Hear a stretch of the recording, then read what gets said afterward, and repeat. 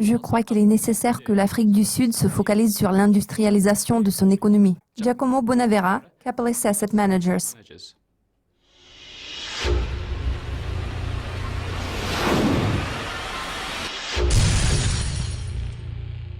Le taux d'inflation de l'Afrique du Sud a chuté de 0,3%, ce qui a dépassé les attentes des analystes. Qu'est-ce que cela signifie pour la paire euro-rand sud-africain?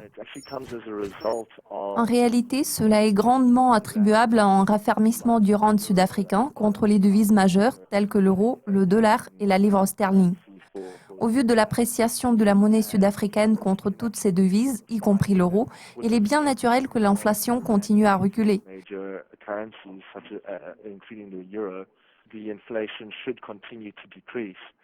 Cette décélération de l'inflation en Afrique du Sud va sûrement créer une situation plus favorable aux consommateurs. Dans ce contexte, nous pouvons espérer une accélération des dépenses de consommation. En ce qui concerne le taux d'inflation que nous avons récemment découvert, tout porte à croire qu'il va poursuivre son mouvement dans la direction de la cible fixée par la Banque centrale.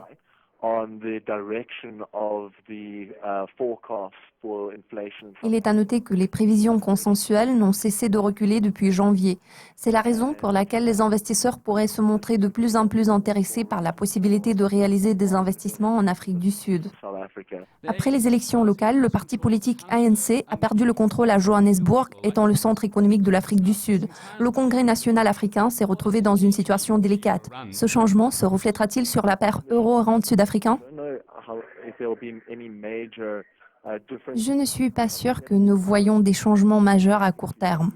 De toute façon, nous espérons qu'il y aura moins de situations choquantes sur le plan politique, comme par exemple cette histoire impliquant le ministre sud-africain des Finances Pravin Gordhan, qui a refusé de se présenter à la convocation de la police dans une lettre qu'il a transmise la semaine dernière au Hawks, qui est une unité spéciale de la police en charge de la lutte contre la corruption.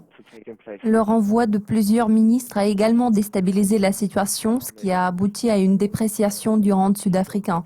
Nous espérons que la situation va s'améliorer après l'entrée en fonction du nouveau gouvernement à Johannesburg.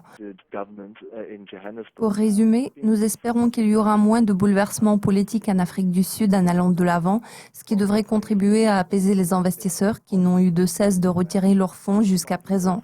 La minimisation de ces facteurs de risque est censée contribuer à un certain raffermissement du rand sud-africain.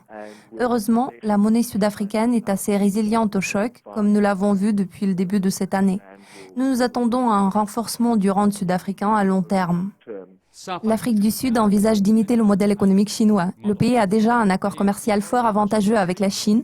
Pourtant, il veut renforcer davantage des liens commerciaux existants.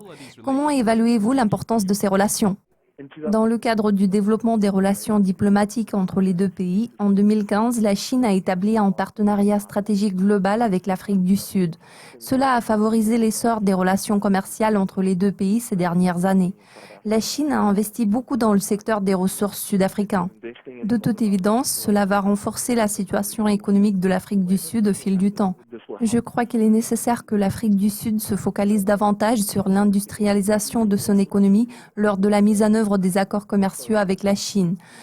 Cela devrait permettre d'accélérer le rythme de croissance de l'économie sud-africaine, car la croissance du pays sera axée non seulement sur les exportations des matières premières, mais aussi sur l'accélération des investissements dans les secteurs des matières premières et des infrastructures. Sans aucun doute, le partenariat avec la Chine aura un effet bénéfique sur l'économie sud-africaine. Giacomo, tous mes remerciements pour votre participation aujourd'hui. Restez à l'écoute de nos mises à jour régulières pour être au courant de tout ce qui se passe dans le monde de la finance.